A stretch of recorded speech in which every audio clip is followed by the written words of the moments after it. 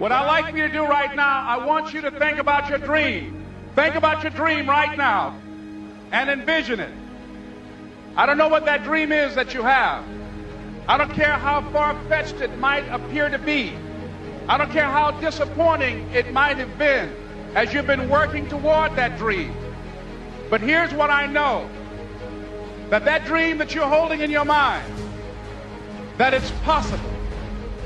See, sometimes we can't say, I can do that. But what we can say, that it's possible that I can have my dream as we run toward it, as we work on it day in and day out. And most people don't work on their dreams. Why? They stop growing, they stop working on themselves, they stop stretching, they stop pushing themselves. These are not risk takers. Most people have done all that they're ever going to do. They raise a family, they earn a living, and then they die. But people who are running toward their dreams, life has a special kind of meaning. That in the process of working on your dreams, you are going to incur a lot of disappointment, a lot of failure, a lot of pain, a lot of setbacks, a lot of defeats. But in the process of doing that, you will discover some things about yourself that you don't know right now. What you'll realize is that you're more powerful than you can ever begin to imagine. Align yourself with people that can encourage you, people that can empower you, people that you can learn from, people that you can grow from. Look at your life, look at where you want to go. Don't worry about your circumstances. Don't worry about your age. See, it's time now. If you want to make this your decade, you've got to start saying yes to your life. You've got to start saying yes to your dreams, yes to your unfolding future, yes to your potential. Why not? The future is unfolding for you right now. The future is unlimited for you right now. No one knows where you can go. No one knows what you're capable of or what's possible for you. We have the power to change our personal history, changing the direction of our lives, changing our thoughts, changing where we want to go, exploring new horizons. So as you begin to look at this decade and affirming that this is your decade, as you set goals that will make you stretch, that will bring out the best in you, as you begin to remove the negative, toxic people from your life, as you decide to take some chances in life. And that's one of the things that's very important. Viscott said, if you're not willing to risk, you cannot grow. And if you cannot grow, you cannot become your best. And if you cannot become your best, you cannot be happy. And if you can't be happy, then what else is there?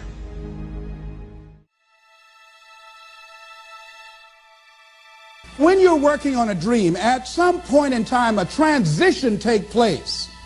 And the transition is what you are becoming in pursuit of the dream.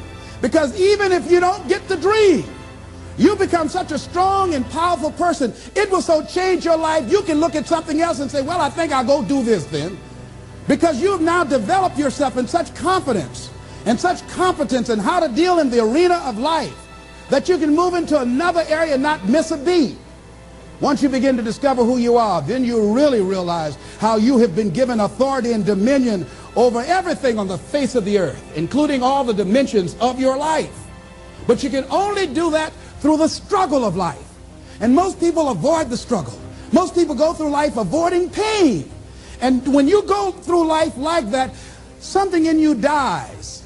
Something in you that you never activate is lying dormant in there, that you never get a chance to call on because you have not challenged yourself.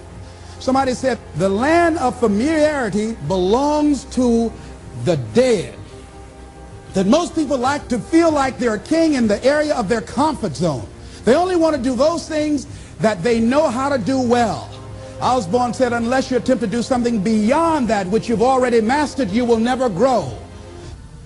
There's no saying, judge a man not by what he does, but by that he doesn't have to do. And to judge the true quality of a man is what do you do when nobody's looking. See, there's some good out there for you in the universe that has your name on it.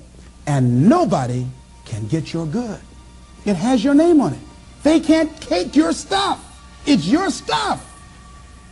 So when you know that whatever you're seeking, it's also seeking you, you don't worry. You don't run scared.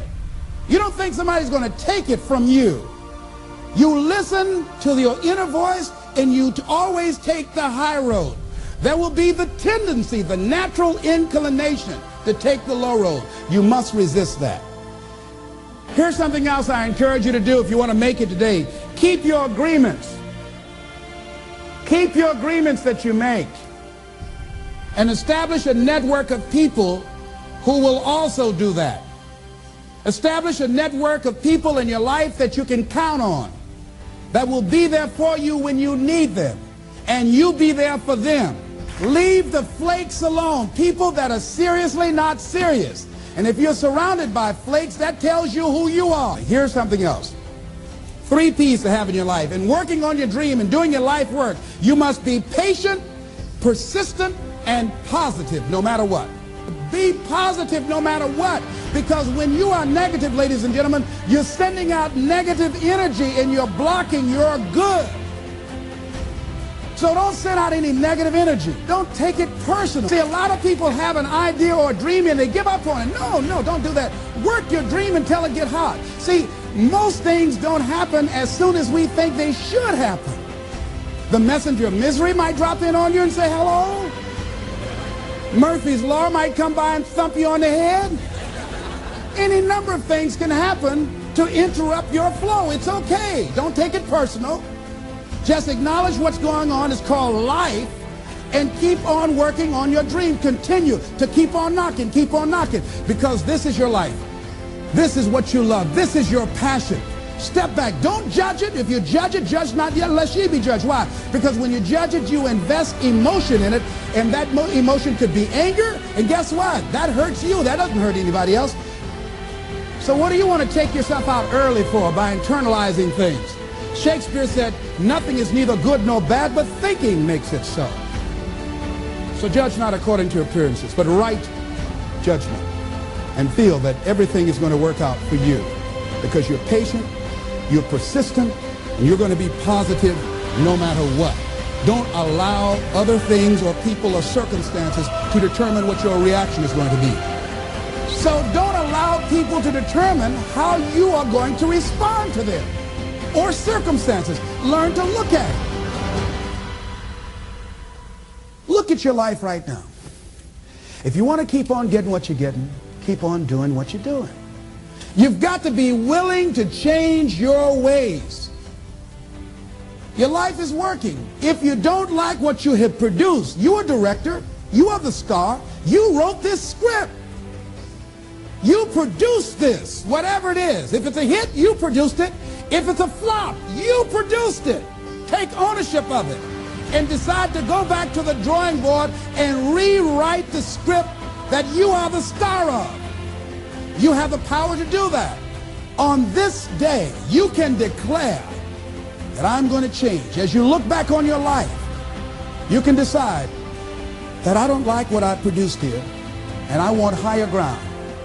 I want to begin to experience more love. I want to have more adventure in my life. I want something that gives my life a sense of meaning. I believe, ladies and gentlemen, if we can accept the possibility of that this is the decade of consciousness.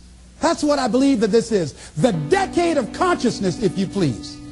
A time where we can begin to create in folks' minds the idea, the possibility that we can create a more humane society, the possibility that we can create more love, communication, and understanding in relationships, the possibility that we can create a drug-free America, the possibility that we can create the kind of respect for diversity and difference in our multicultural society, the possibility that we can begin to develop the mindset to bring out the best in people, to encourage them to achieve their greatness and support them in their dreams, that if we can, in this decade of consciousness, to begin to see and envision that happening, and that we all can play a role, that we were born for such a time as this, that we showed up for this, that we survived 1 out of 9 million sperms, and we have been chosen for this great work.